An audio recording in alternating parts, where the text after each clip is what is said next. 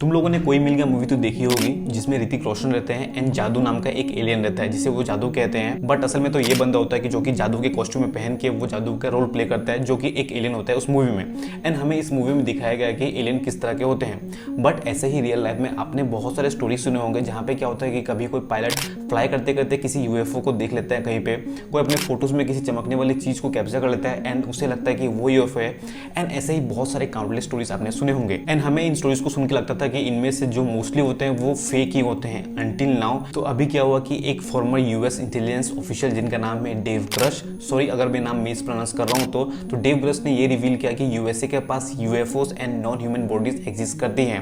And उनका ये भी कहना था कि ये अभी से ही नहीं बल्कि 1930s के समय से यूएसए के पास ऑलमोस्ट इस तरह के नॉन ह्यूमन एक्टिविटीज के डेटा थे एंड वो अभी तक अवेयर थे इन सब के बारे में। तो डेव ग्रश जो कि ऑफिशियल थे, जिन्होंने अपने ऑफिशियल ड्यूटी के टेन्योर में जब वो काम कर रहे थे तब उन्हें ये पता चला कि यूएस ने multi decade UAP crash retrieval and reverse engineering program किए हैं। यहाँ पे यूएपी का मतलब है unidentified aerial phenomena. Basically USA में यूएफओ नहीं कहा जाता, वहां पे कहा जाता है UAP unidentified aerial phenomena.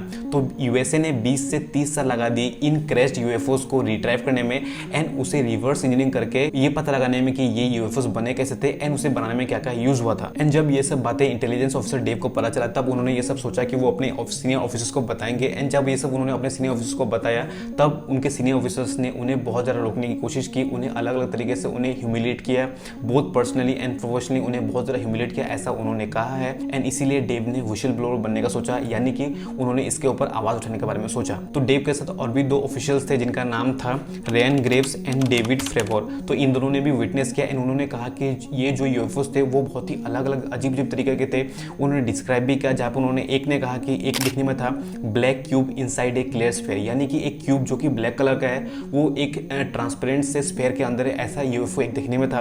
And जो दूसरा था वो था hovering red square the size of A football field, यानी कि एक रेड स्क्वायर जो कि एक फुटबॉल फील्ड के साइज के बराबर था वो हवा में उड़ रहा था। तो इस तरह के यूएफओस के बारे में उन्होंने बात की। एंड उन्होंने साथ में ये भी कहा कि ये जो यूएफओस थे बहुत ही ज़्यादा स्पीड पकड़ लेते थे, 0 to मैक 2 की स्पीड। मैक 2 का मतलब होता है double the speed of sound, 0 to double the speed of sound वो चुटकियों में पकड़ लेते थे with in A snap. And ये स्पीड पकड़ने की टेक्नोलॉजी किसी भी नेशन के पास इस अर्थ में तो बिल्कुल नहीं है एंड ऐसे मटेरियल्स भी नहीं है अर्थ पे कि इस तरह की टेक्नोलॉजी को झेल सके, यानी कि 0 to मैक 2 की स्पीड को झेलने लायक ऐसा कोई मटेरियल प्लेनेट अर्थ में बिल्कुल अभी तक एग्जिस्ट नहीं करता है। तो ये जो भी चीज़ है वो बाहर से तो बिल्कुल आई है। तो शायद हम अकेले नहीं है इस यूनिवर्स में एंड एलियंस भी एग्जिस्ट करते हैं, लेकिन डोंट वरी हमारे पास एटॉमिक बम है जिससे कि हम उसे खत्म कर सकते हैं। एंड अगर तुम्हें इसके बारे में जानना है, जिसपे मैंने एक वीडियो बनाया जहाँ पे मैंने ओपेनहाइमर मूवी के बारे में बताया कि क्रिस्टोफर नोलन ने किस तरह से इस मूवी में एटॉमिक बम को शूट किया फटते हुए।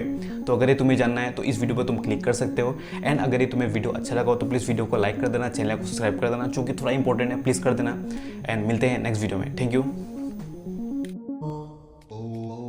अरे ये तुमने कैसे बजाई? ये ट्यून तो मुझे आती है, माँ ने मुझे सिखाया था। बताओ।